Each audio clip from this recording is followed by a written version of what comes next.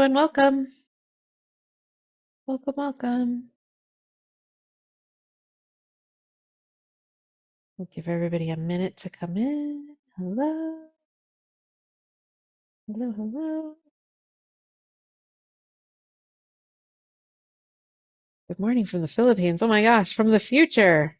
Thanks for being here with us today.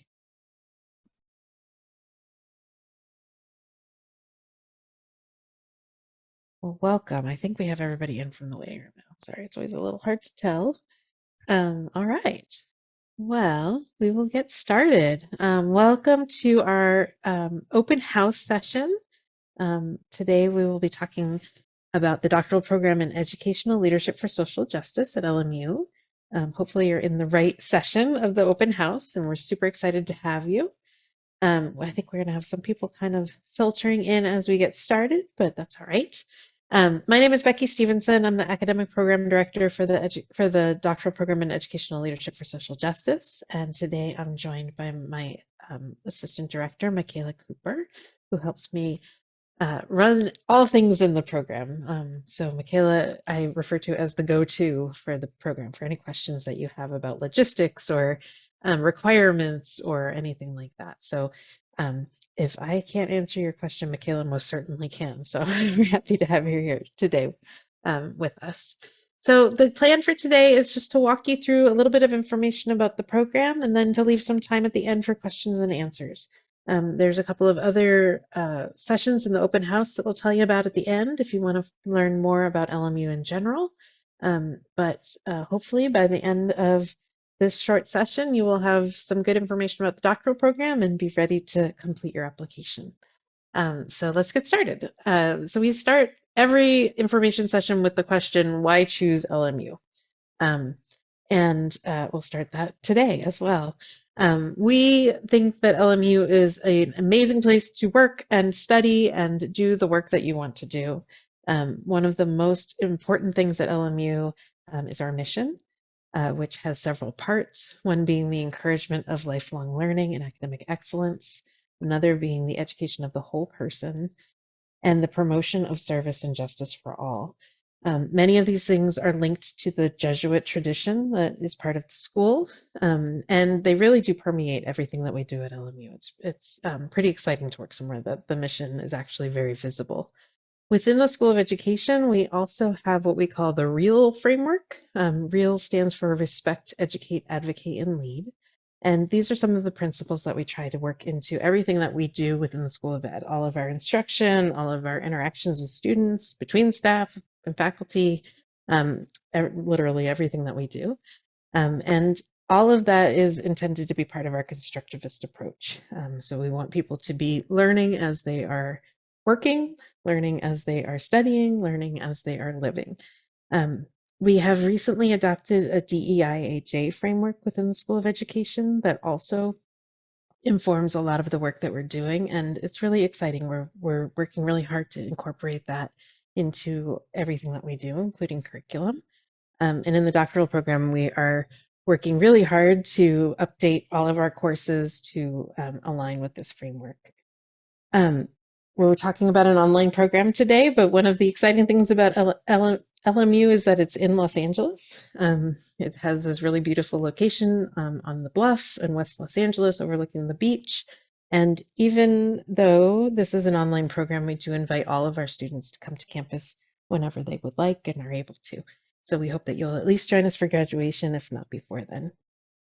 So all of those things lead up to LMU being a very special place to do your doctoral program. So when we talk specifically about the EDD program, our program is one of the original programs focused on social justice. There are a few others that have popped up in the last little bit, but we've been doing this for almost 20 years, focused entirely on social justice. We take an integrated approach to theory and practice. And we prepare leaders across all sectors. So we're looking for educators who are working in PK through 12 schools, higher education, nonprofit organizations, and community-based education. Literally everybody who's working in education. We are really excited to welcome a diverse group of students into our program with each cohort. A diverse group of students also means that we have a diverse group of alumni. So we have an alumni network of about 250 alums right now.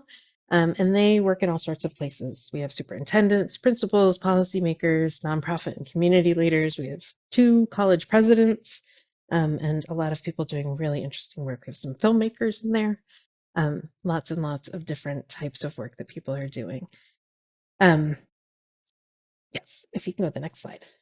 Um, LMU's doctoral program is built on an idea of academic excellence. You can see the picture there. That's from one of our hooding events that we did. Um, the hooding we'll talk a little bit more about in a minute, but is one of the really special moments in the doctoral program where it's right before graduation and you get all of your regalia. So you're ready to go for graduation the next day. In this picture, you can see Michelle Young, who's our dean. She's in the middle. Provost Tom Poon is standing next to her in the red hat, and Professor Will Perez is next to her in the black hat. And that was actually the first hooding ceremony right after the pandemic. So it was a really exciting, special time. It was the first time we'd been back on campus for a while. Our academic excellence shows up in a number of ways in this program. One is that we're ranked in the top 77 best national universities by US News and World Report. That's LMU in general. A top 6 private school in California, and a top 5 Jesuit university in the country. Within the School of Education and across the university, we have an internationally renowned faculty. And in the School of Education, we have a number of centers that do research in different areas. We have a Center for Equity for English Learners that works extensively with districts all over California. We have an interdisciplinary STEM center.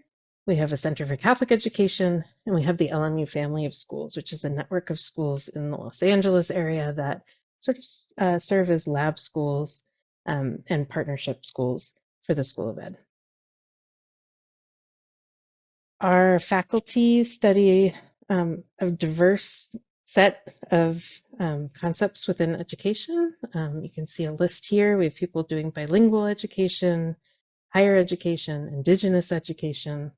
We have folks who are experts in methods, people who have come to be professors following a career as a superintendent or a principal. So people who really understand the theory into practice piece. We're super excited to welcome 2 new faculty members to the program this year, Dolores Delgado Bernal and Kenzo Sung, who both joined our faculty this year and who are experts in critical race studies.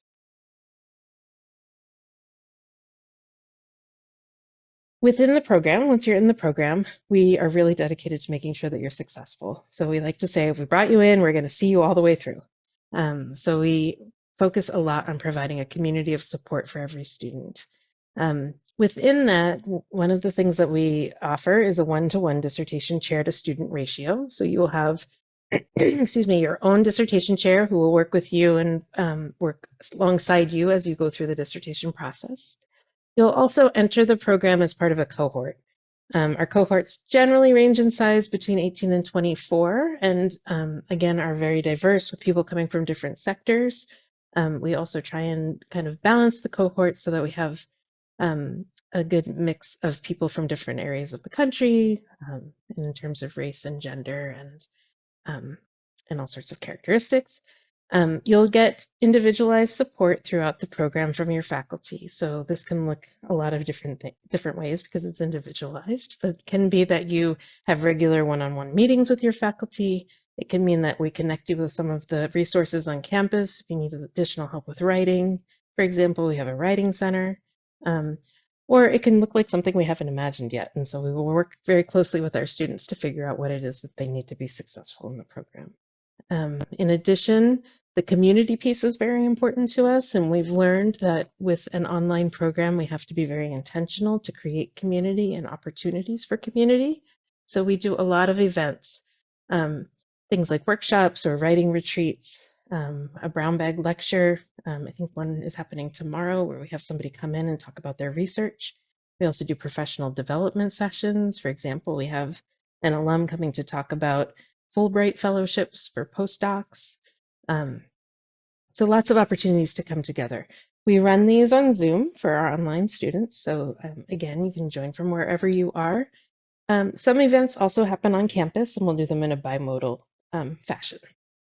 So for example, Last Saturday, I ran a writing retreat that was fully online for anybody who wanted to come. And in April, I'll run one that's bimodal. So folks who can come to campus are welcome to do that, and folks who are not able to can join on Zoom, and we'll all write together. All right, a couple of program highlights. We're talking about the online EDD, which means that it's 100% online. So as I mentioned, you're very welcome to come to campus, but you don't have to at all for any of your classes. They'll be 100% online. Our program takes 3 years to complete typically and consists of 46 credits. We do offer a scholarship for admitted students, so we try to offset the cost of the program that way. Um, we offer our students opportunities to share their research. So we know that you're doing great work and we want you to be able to talk about it to anybody who will listen. So we encourage you to join different organizations, to attend conferences. We provide funding for students to attend conferences and present. And we also kind of mentor you through that process. So how do you do the application? How do you put together the poster or the presentation? How do you, get through your first professional conference? In addition, the university offers career and professional development support and an amazing library. And this is one of my favorite spaces and things about LMU is our library. For our online students, the library has really stepped up and provided amazing, amazing resources. So you'll have access to 53,000 journals and 300 databases via the library. They also have a robust ebook collection and librarians who are available. So we have a chat function on the library website where you can reach out to a librarian that way. You can also set up research consultations via Zoom. And our librarians are wonderful about supporting our doctoral students. If you are to apply to this program, you would enter the program starting in January 2024, and the deadline for applications is September 1st. I talked a little bit before about unique characteristics of the program. Another is this idea of theory into practice. So we are an EDD program, which is a different type of doctorate. So a PhD program is intended to train people who are going to be professional researchers. An EDD program is intended to train scholarly practitioners. So we want to train people who are going to go back out into the field of education and make change. And that's what we do really well. So as I mentioned, we have students who come from all different sectors and students who go back out into all different sectors. One of the big places where you'll see this application of theory into practice is in the dissertation. So I've given you a couple of dissertation titles here. All of our dissertations are online, so you can go online to the LMU library and look for the dissertation collection. You can also Google the title of the program, and there's a collection listed on our website, so you can take a look at some of the work the students are doing. In this picture, Deanna Smith is the woman in the yellow dress, and her dissertation was called From Allies to Abolitionists, Developing an Abolitionist Consciousness and Anti-Racist Practice in White Teachers. She did a really interesting project where she put together a professional development, ran it, and evaluated it as her dissertation. The man in the suit there is Jason Bostic, who works at a community college in Southern California, and his dissertation focused on the Rising Scholars program at his school, which is for formerly incarcerated or system impacted students. So he looked at the program and the supports that it offers to students and did a project sort of trying to understand how that works on his campus. The other two that are here, Leda Garcia graduated in 2021, and her project focused on unaccompanied youth. She did a really interesting narrative project where she gathered some stories from youth. And Linda Nguyen also graduated in 2021. She works in the Catholic sector, and she was really interested in social justice leadership in Catholic high schools. So she looked at social justice orientation and praxis among teachers there. In addition to these four, there's lots of others, about 250 others out there on every topic that you can possibly imagine. We do give our students lots of freedom to pick their topic, their methodology, and to do the research the way that they kind of envision it with the support of faculty to execute it. Our program is designed for working professionals. This is another highlight of the EDD. So we don't expect that you're going to quit your job and do this full time, even though you will be technically a full-time student. The program is designed so that you can continue to work, continue to live your life. Our class schedule is typically 1 day per week, one or two, depending on the term. And classes are in the evenings. There's a balance of synchronous and asynchronous instruction as well. So you may meet with a class every week, every other week, but a lot of the work that you do will be done asynchronously, so on your own schedule. We have a scaffolded dissertation model, which means that we walk the whole process with you and we really break down the expectations along the way. So it's not like, okay, go write a dissertation and bring it back to us. We're going to work with you to put together the questions, the lit review, the methodology to go out and do the research, come back and get support for the analysis and the write-up. So right now we have students who are just finishing up and getting ready to graduate. So they're kind of frantically doing that last little bit of editing and changes in preparation for their final proposal. So it's been a little hectic, but definitely we walk all the way to the end of the process with you. We have a very accessible faculty. Our faculty love to meet with students and are very available to our students. They're happy to jump on Zoom or talk by the phone and answer any questions that you have, whether they are the faculty teaching your class at that moment or not. This picture here is one of my students who graduated a couple of years ago, Norma Romero, who ran our Upward Bound program at LMU for 19 years. And she just retired. She finished her doctorate about 3 years ago and now has retired from LMU and is off to do the next thing. And those are her kids with her. All right, in terms of dissertation writing support, I mentioned that we walk the whole thing with you. You will have a variety of classes that you take that are related to the dissertation. So you'll take research methods courses first. You take a research methods course starting in your very first term called Situated Inquiry, where we really start from the very beginning of education research. So what it is, why we do it, how we do it. We teach you how to write a lit review or remind you how to do a lit review if you've done it before in your master's program, and really start from a place where we're trying to level set for everyone. You'll then take a quantitative and qualitative research methods course, and you'll take one more course that's about sort of interpreting data and bringing it back to the field. In addition to that, you will take writing classes that are focused on producing the dissertation. So you'll have a class that is dedicated to the proposal. You'll have a class that is dedicated to analysis. You'll have a class that's dedicated to kind of finishing up. And right now we're using a model where those classes are actually taught by your chair. So we're grouping students into small groups based on the chair that they've selected and having the chair teach the writing classes to them. So you have lots and lots of access to your chair, and you're also getting lots and lots of feedback on your work from that chair because you're actually taking a writing class with them. As you go through the program, there are 3 benchmarks, and benchmarks are an opportunity for us to check in, to talk about your work, and to reflect on the work that you've done so far and the work that is to come. So the first is preliminary review, which takes place in the first year, and that's really a chance to stop and reflect on what you've done so far, because the first year goes really, really fast, and you get a lot of information in that first year. It's also the first opportunity you have to really start talking about your dissertation. So by the end of the first year, we do expect that you have some idea of a dissertation that you want to write.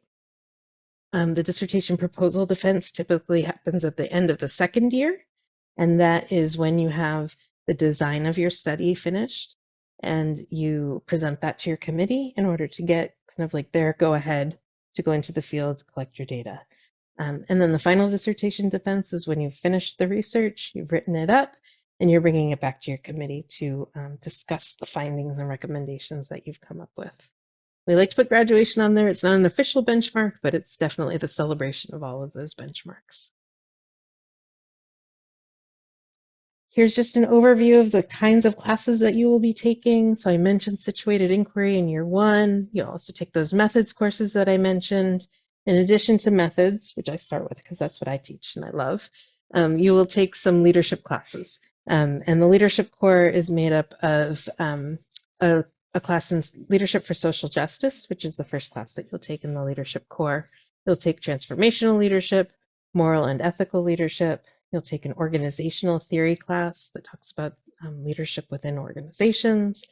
In the second year, you will also take some classes that I like to call praxis classes. So you'll take one on policy, one on law, you'll take one on management of fiscal and human capital, and then you'll take that last research course on how to translate research back into the field.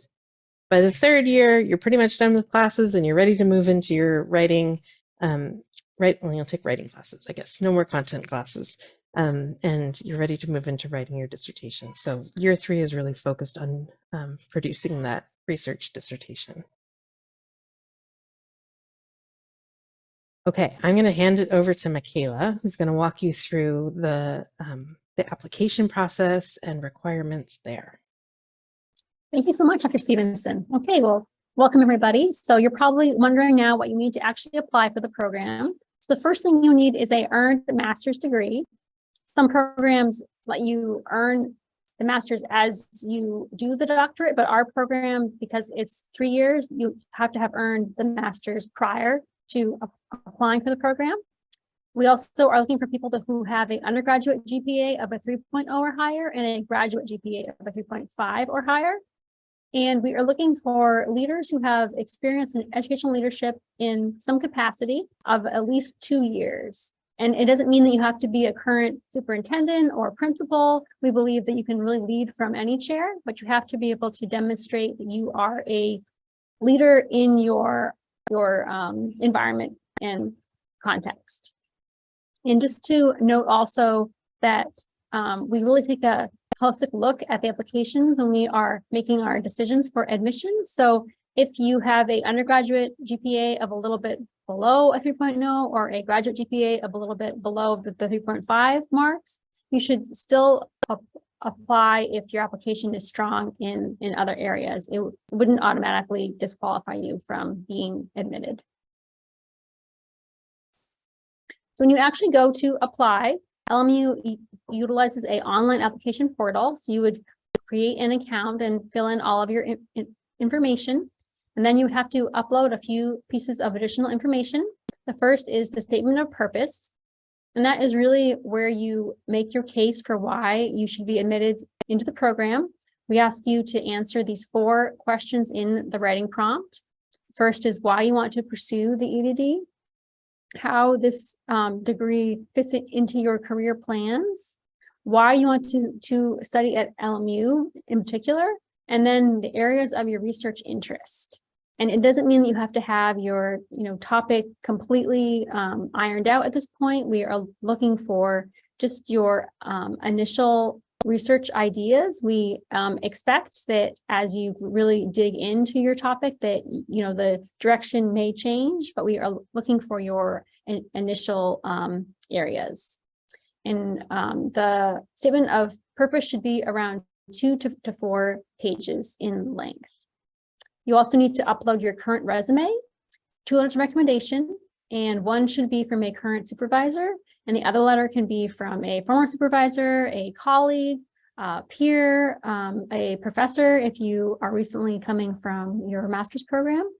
You are actually able to upload up to 3 letters of recommendation. So if you have that one former supervisor that you really want to have their letter included, then you can do that as well. You also need to supply transcripts from all of the universities or colleges that you have attended, and LMU will accept electronic transcripts, and usually, especially now, post-pandemic, most institutions will allow you to request electronic transcripts, and it's just much faster and cleaner than requesting the paper copies. But LMU will accept either electronic or the paper transcripts. But just a note, if you do have them mailed, then they have to come from the granting institution and they must be delivered unopened. So if you do have them sent to you, just make sure that you when you drop them off to LMU, that the envelopes have not been opened already. So after we receive all of the applications and the application deadline has passed, our committee looks at every application. We really do a cover to cover review of them, looking at each piece. And the committee will convene and identify usually around a third of the applicants to be invited to interview. And currently the interview process consists of a virtual panel interview where you will be invited to meet with 2 to 3 faculty in a small group of other applicants. And then you will also be invited to participate in a timed writing sample. And both of these things are via Zoom. The writing sample, you will be provided a case study to read ahead of time. And then during the timed portion, you'll be asked to respond to a writing prompt that is based on the case study. So after the interview process, the committee reviews the writing samples, talks about the feedback from the panel interviews, and then the admissions decisions are announced usually about 3 weeks to a month after that. So the whole process is pretty quick. The next slide here talks about the process also. So just a PSA, if you reside in a state that is not currently listed on this slide, it means that LMU does not currently have an agreement with your state of residence to offer online education. We are adding new states on a regular basis. So if your state isn't currently listed, it doesn't mean that it won't be added in the future. But if you don't currently see your state on this list, please check back with us because we wouldn't want you to, get really invested and then go to actually apply and find that you can't apply because you reside in a state where we don't have a agreement for instruction. So here are the admissions timeline dates. So the application is due September 1st. The interviews will take place in September through October, and then the decisions will be announced in November. We hold an online orientation in early December, and then classes start in January, usually like the second week of January after the New Year's holiday. So you're probably wondering about the cost of the program. So the good news is that currently every doctoral student receives a doctoral scholarship, and that amount is usually around up to $30,000. And this chart just shows you the estimated cost of tuition versus the scholarship if you were to receive that maximum award. And you can see just broken down by year. And if you do your research, you will find that LMU's program is very competitive with other programs, especially those based in the California area.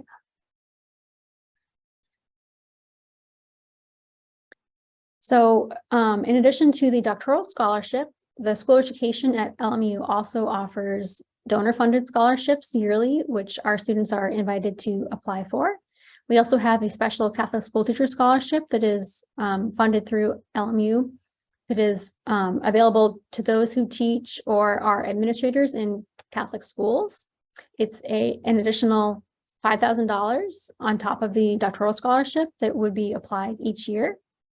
And then there is also a scholarship for Catholic clergy.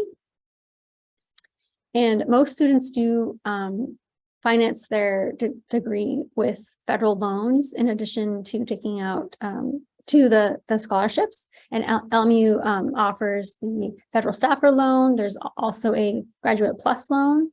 And then while you are a student, you are eligible for in-school deferment.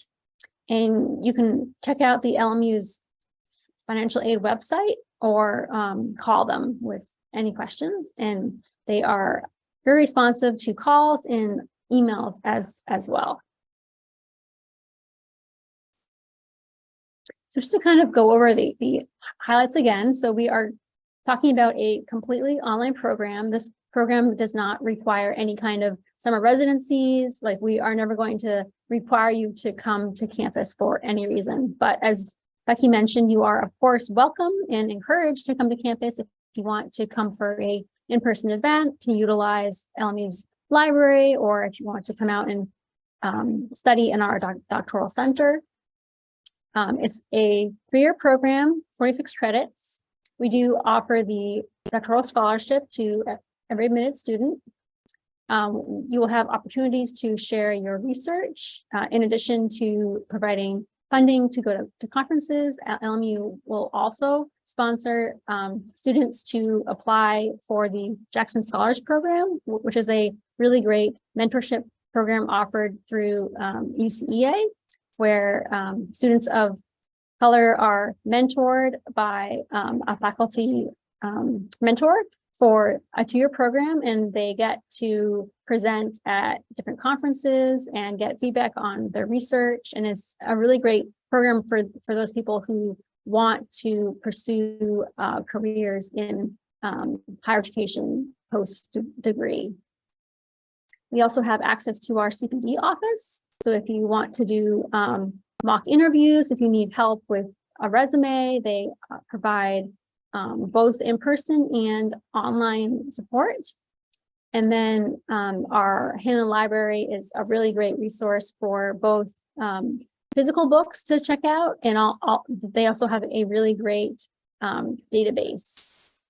And the librarians are extremely helpful and will help you locate any kind of resource you're looking for. So the application deadline is September 1st, and you will be starting classes in early January. So this is just our QR code that will take you to our program's website. So if you want to just look at that now and put a bookmark in there, then you can return to the website at any time and check out more information about the program. You can look at the page that was referenced earlier with our list of dissertations. There's a link on that page to our digital commons on LMU's library, which houses all of our students' theses as well. So just a note about other sessions that you may want to attend after this session. There is this session with financial aid at 6. Then there's the graduate students of LMU session at 6:30, and then the international admission sessions at 7. And then we also wanted to provide you with the handle for the LMU School of Education if you want to follow us on the social media channels to check out the cool things that we are doing and posting about. So this final slide here is just a photo of our graduation from last year. And this was a very special ceremony because it was the first commencement that was on campus post-pandemic. And you can see everyone's very smiley. The doctoral candidates are the only ones that wear these beautiful red robes with the hoods. So it's very, they stand out, and it's a great time to celebrate. Fantastic. Thank you so much, Michaela, for walking us through all of that. At this point, we've given you all we know about the program, but we want to know what kind of questions you have. So if you would like to ask a question, please go ahead. You can unmute yourself and jump in. You can use the little raise hand feature, and we'll be happy to have a conversation with you. Let's see. I see Mia's hand. Hello, everyone. So my question is, I know right now the program is 100% online, but I know in the past you all have had in-person programs. Are there any plans to like bring back the in-person, or maybe have some sort of hybrid program in the future? Or is the plan to just keep it at 100% online? That's a really good question. So for the next couple of years, it will be 100% online. We're currently redesigning the program. And so one of the pieces that we're still sort of figuring out is the modality piece. The chances are it will remain a online program predominantly, but we're trying to figure out some opportunities for people to come to campus for research boot camps or writing retreats or things like that. So we're working that out, to be determined, but a really good question. Again, we've discovered that a lot of our students in the online program are actually in Los Angeles, which is kind of cool. And so we do find that our online students are less remote than they might otherwise be, which is why we emphasize that we love to have you come to events, come work at the library. We do like to see you, and we work really hard to create some opportunities for people to get together. We also find that our cohorts are really great at getting together. They do happy hours, they do karaoke, they go bowling, they do lots of stuff together. So unlike what I know about a lot of online programs, you should never feel like you're doing this alone. We really do emphasize the community and want to make sure that you feel connected and supported and that you're able to develop relationships with each other in your cohort, but also with your faculty and the staff who support you at LMU. That's a great question about online, and I'll hopefully have an update really soon. What other questions do we have? A quick question. Are there any restrictions or recommendations against enrolling in this program concurrently with other programs, such as a year-and-a-half administrative credentialing program that is also at Loyola Marymount? That's also a really good question. So typically you're only allowed to do one program at a time. Mhm.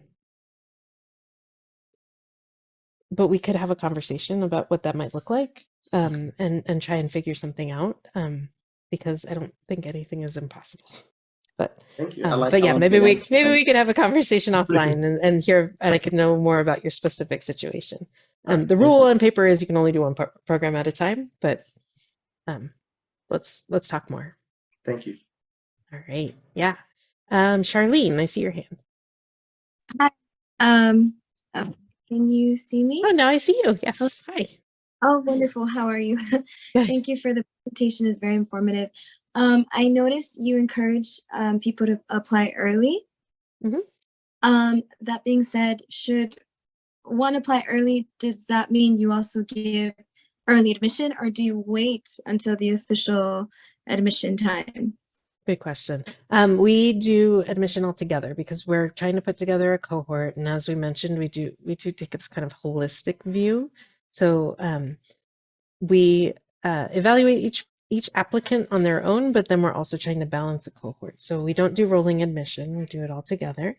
The reason we say early is because in the past, honestly, we've had a whole lot of people who try and submit right at the deadline and have run into problems where something didn't work, or the recommendations didn't come in, or that kind of thing. And so we just want you to not get into that situation. So by early, we mean not on August 31st, but a little bit before the deadline. But very good question. Sure. Jen, I see your hand. It's good to see you again. Hi, good to see you again. Hi, everybody. If we have questions that only relate to us, and so as to not take up time, do we just email you for a one-on-one to ask those questions?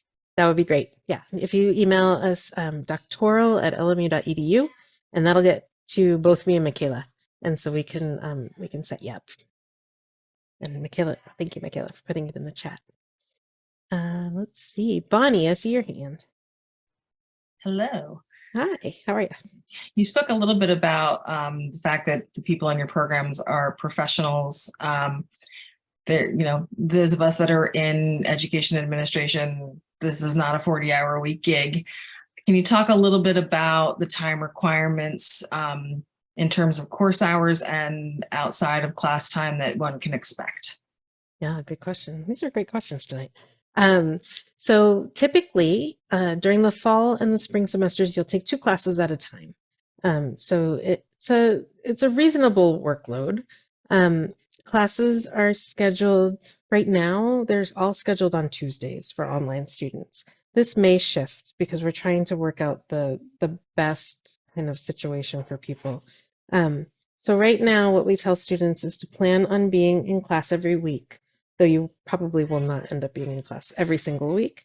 But your classes will likely be scheduled on Tuesdays from 5 to 7, and then from 7:30 to 9:30. And what that means is that any synchronous sessions that you have with your class, where you and all of your classmates and your professor log on at the same time, will happen during that Tuesday block. So in addition to that, you'll have asynchronous work that you need to do.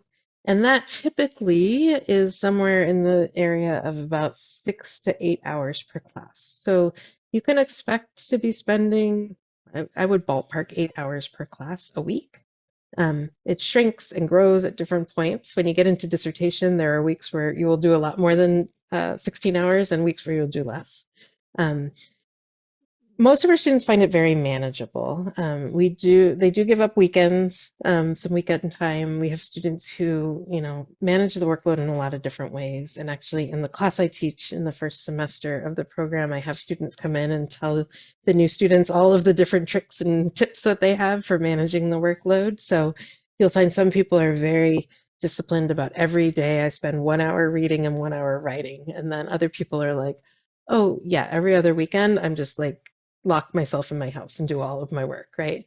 And we all learn differently. We all have different ways of doing these things. But we are very cognizant of the fact that people have jobs and that most of you have big jobs and jobs that have demands and kind of seasonal demands, just like ours do, right?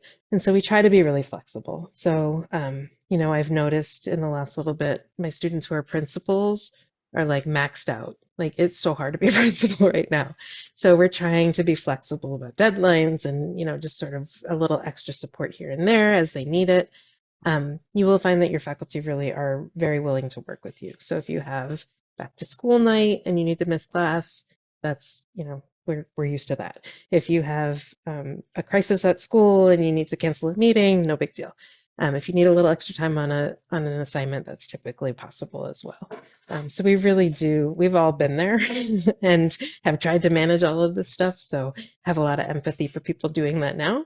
And most of our students also have families and children and, partners and pets and all sorts of other folks that they're taking care of, parents they're taking care of. So when I say that we look at you as whole people, we really, really do mean that, and really do want to support you in whatever way we can. That was a really long answer to your question. I'm sorry. I get really excited about those things because it's very special to me in this program. I think it's not what you get in a lot of other programs, where people definitely know who you are and know your name and, want to really take care of you. It means a lot to me. I am afraid I'm going to say your name incorrectly. Is it C-Day? Yes, C-Day. Yes. Oh, I got it right. that's Yes. Okay, excellent. Hi. right. Yeah. Thanks. Yeah. I would like to know if there's any specific requirement for students to. If there are specific requirements for international students, your internet's a little choppy. Yes. Yes. Okay. Yes. Michaela, you want to talk a little bit about international students and admission? Sure, yes. So the same requirements we would require that you have your transcripts sent over. And then also if your degree work was completed at a university or college outside of the US, you also need to provide a transcript of evaluation. And that is where a evaluator company, I guess they come up with what the degree and like the GPA would be equivalent to by US standards. And if you go to our website, then there are examples of different services that you can use to do the evaluation. And then if you did your degree work at a non-US speaking institution, then you would also need to provide the TOEFL score. But those are the two requirements that are specific just to the international students. Thank you. Thank you. The one piece that we do want to make sure international students in particular are aware of is the fact that we do prioritize synchronous time.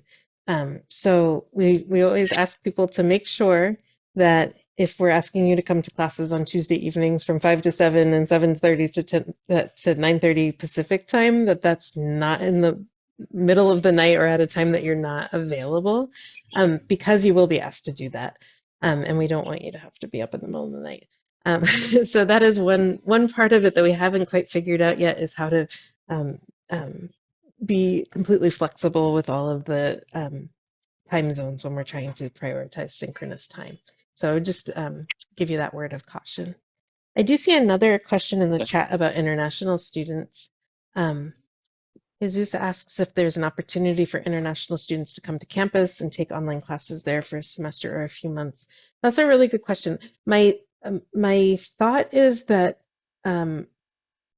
we typically run into some visa issues when people are trying to come to take online classes, but I would refer you to our Office of International Students.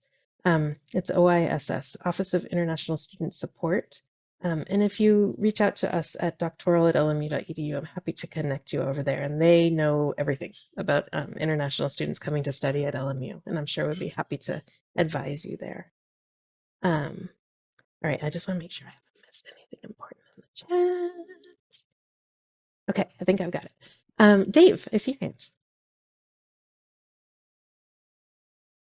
Oh, I'm on mute. There you go. Thank you. Nice to meet you all, everyone here.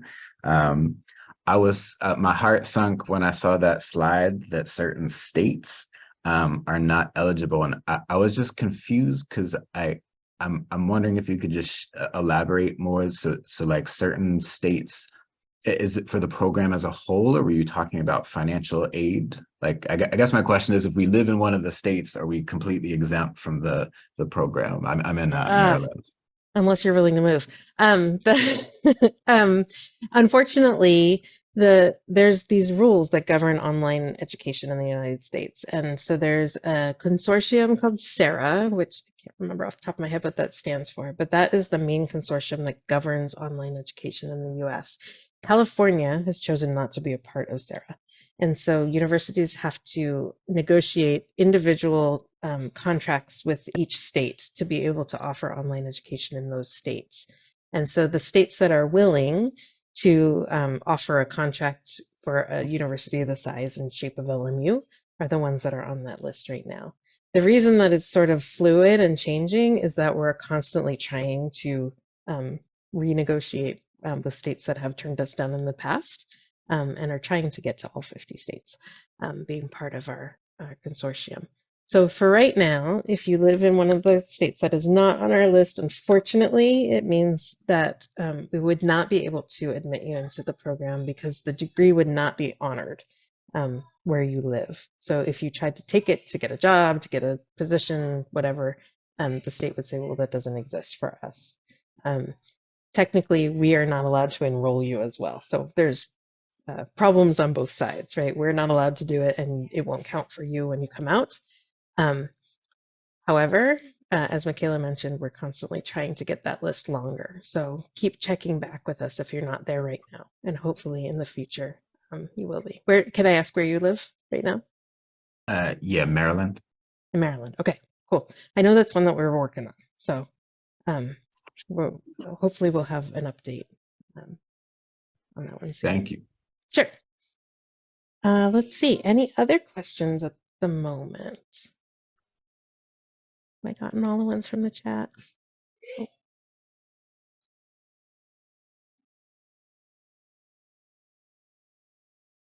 All right. Well, if there's, oh, sorry.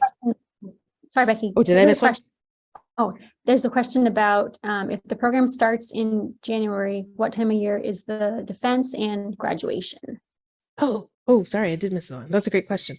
So the program starts in January, which means that you are on schedule to finish in December. So the 3rd December after that. What that means in practice is that most of our students in the online program will defend a dissertation in December, well, in the fall semester, right? So sometime probably in November or December, which means that you will have completed the dissertation work, you'll bring it to your committee, you'll present it, and you'll get their feedback. Then what we're anticipating in our first online cohort is actually just getting into the dissertation phase right now. So we're looking at how this is working. We're anticipating that in the spring, they will complete any revisions that they have and publish the dissertation. LMU has just one graduation each year, and that is in May. So if you finish and defend your dissertation in December, get it published in the spring, then you're ready to participate in graduation in May. And you can, depending on deadlines, on the deadlines you're able to meet, you can confer a degree in December, May, or August. So for some of our students, it matters a lot for jobs or for different things, for financial aid, that kind of thing, when the degree actually gets conferred. And so we figure out an individual timeline with you to make sure that you hit all the deadlines you need to hit. But once you've defended the dissertation, you don't have to pay any more tuition. So that last sort of semester to finish up revisions and get it published is free, which is kind of exciting. And it just gives you a little bit of a pad to finish up the whole process. Let's see, Liat? Yes, hi. Did I get it right? Did I get it anywhere close to correct? Yeah, Liat. It's a hard Okay, name. thank you. If we have more than one master's, are we allowed to use any of the units, like if we took already a research towards the doctorate, or no? Typically, no, because we require the master's as an admissions requirement, you can't transfer the units in.